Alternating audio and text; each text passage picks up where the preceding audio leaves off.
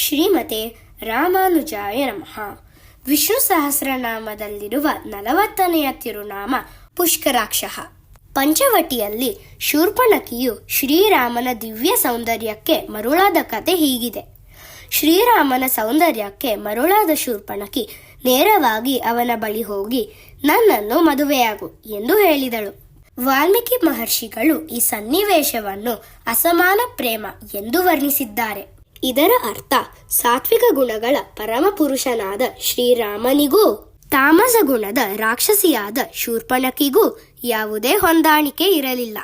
ಅಷ್ಟೇ ಅಲ್ಲದೆ ರಾಮನಿಗೆ ಆಗ ಕೇವಲ 37 ವರ್ಷ ವಯಸ್ಸಾಗಿದ್ದರೆ ಶೂರ್ಪಣಖಿಯು ತ್ರೇತಾಯುಗದ 13ನೇ ಚತುರ್ಯುಗದಲ್ಲಿದ್ದಳು. ಒಂದು ಚತುರ್ಯುಗವು 43,20,000 ವರ್ಷಗಳಾದ್ದರಿಂದ ಅವಳ ವಯಸ್ಸು ರಾಮನಿಗಿಂತ ಕೋಟ್ಯಾಂತರ ವರ್ಷಗಳಷ್ಟು ಹೆಚ್ಚಾಗಿತ್ತು. ರಾಮನು ಸೀತೆಯನ್ನು ತೋರಿಸಿ ನನಗೆ ಈಗಾಗಲೇ ಮದುವೆಯಾಗಿದೆ ಎಂದು ಹೇಳಿದನು.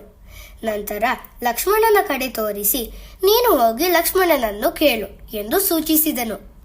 ಆದ್ದರಿಂದ ಶೂರ್ಪಣಖಿ ಲಕ್ಷ್ಮಣನ ಬಳಿಗೆ ಹೋಗಿ ತನ್ನನ್ನು ಮದುವೆಯಾಗುವಂತೆ ಕೇಳಿದಳು.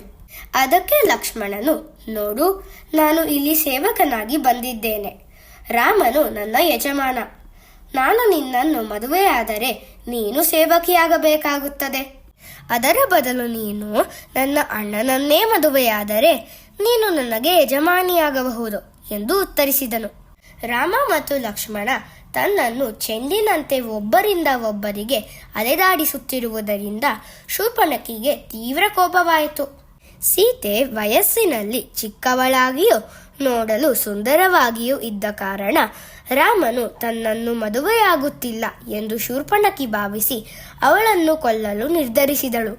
ಕೋಪದಿಂದ ಶೂರ್ಪಣಖಿ ಸೀತೆಯ ಕಡೆಗೆ ನುಗ್ಗಿ ಅವಳ ಕುತ್ತಿಗೆಯನ್ನು ಹಿಸುಕಲು ಯತ್ನಿಸಿದಳು.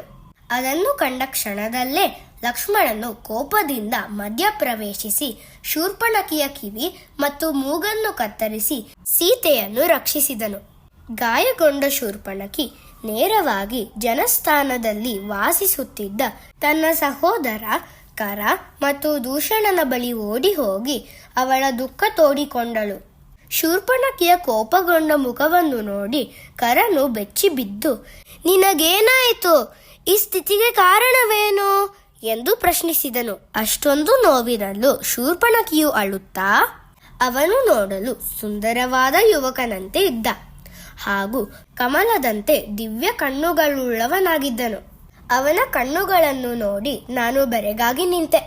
ಆ ಸಮಯದಲ್ಲೇ ಲಕ್ಷ್ಮಣನು ನನ್ನ ಕಿವಿ ಮತ್ತು ಮೂಗನ್ನು ಕತ್ತರಿಸಿದನು. ಆಗ ನನಗೇನು ಮಾಡಬೇಕೆಂದು ತೋಚಲೇ ಇಲ್ಲ. ಈ ಘಟನೆಯಿಂದ ಶೂರ್ಪಣಖಿ ತನ್ನ ಮೋಹ ಮತ್ತು ಅಹಂಕಾರದ ಫಲವನ್ನು ಅನುಭವಿಸಿದಳು. ರಾಮನು ಧರ್ಮವನ್ನು ಪಾಲಿಸಿ ಪ್ರತಿಯೊಬ್ಬರ ಸ್ಥಾನವನ್ನು ಗೌರವಿಸಿದನು. ಲಕ್ಷ್ಮಣನ ಧೈರ್ಯ ಮತ್ತು ಸೀತೆಯ ಪವಿತ್ರತೆ ಕೂಡ ಈ ಘಟನೆಯಿಂದ ಸ್ಪಷ್ಟವಾಗಿ ತೋರುತ್ತದೆ. ಪುಷ್ಕರ ಎಂದರೆ ಕಮಲ, ಅಕ್ಷ ಎಂದರೆ ಕಣ್ಣುಗಳು.